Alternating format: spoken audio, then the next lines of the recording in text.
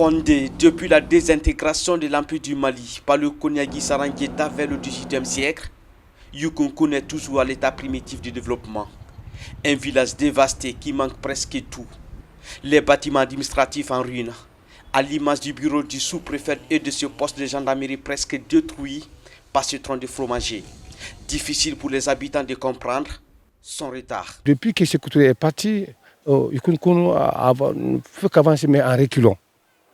On ne sait pas où est le blocus, parce qu'en réalité, Yukunkun a toujours œuvré, surtout pour le parti au pouvoir, que nous, toutes les fois, nous avons demandé des aides.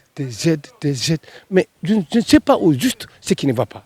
Pourtant, ces villages peuplés de Koniagui, Peul, Diakanké et Bagaranké connaissent beaucoup de cadres. Tous ont fait leur premier pas dans cet établissement créé en 1905. Mais aujourd'hui, presque en lambeaux. C'était la seule école de la circonscription de Yukunkun, cercle de Gawal. Sare Boido, que vous connaissez, certes, venait scolariser ici, Yukunkun même, et les autres sous-préfectures Guingamp étaient là, avec Yukunkun ensemble, parce qu'il avait quand même son représentant ici, qui résidait avec le représentant de Koniagui auprès du colonial. Également dans le village, le premier centre de santé est complètement décoiffé et défiguré. L'unique poste de santé qui assure la prise en charge des patients de Yukunkun et ses villages environnants est sous-équipé.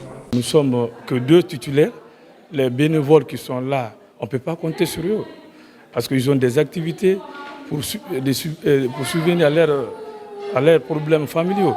Donc on a besoin de cadres qualifiés et des laborantins, tout ça là, on a besoin de ça parce qu'on n'a pas de laboratoire. À Yukunkun, les habitants sont fiers de leur passé invincible devant l'impérialisme étranger. Beaucoup de colons qui ont tenté de conquérir le pays Koniagui sont morts et ensevelis sur cet espace, comme le lieutenant Mongorje, dont certaines rues du village portent même son nom. Ces autres combattants qui l'accompagnaient ont été inhumés dans une fosse commune, lui dans une fosse spéciale. Voilà donc qui a marqué la rue Mongorje, dont vous avez entendu, qui était bordée de fromagers, et que vous comptez certains autres qui sont là. Avec une tradition riche et une culture authentique, Yukunkun peine à se relever de sa léthargie. La jeunesse consciente espère s'appuyer sur ses valeurs pour relancer son développement. Un festival culturel et sportif est annoncé pour la première fois au mois de juillet.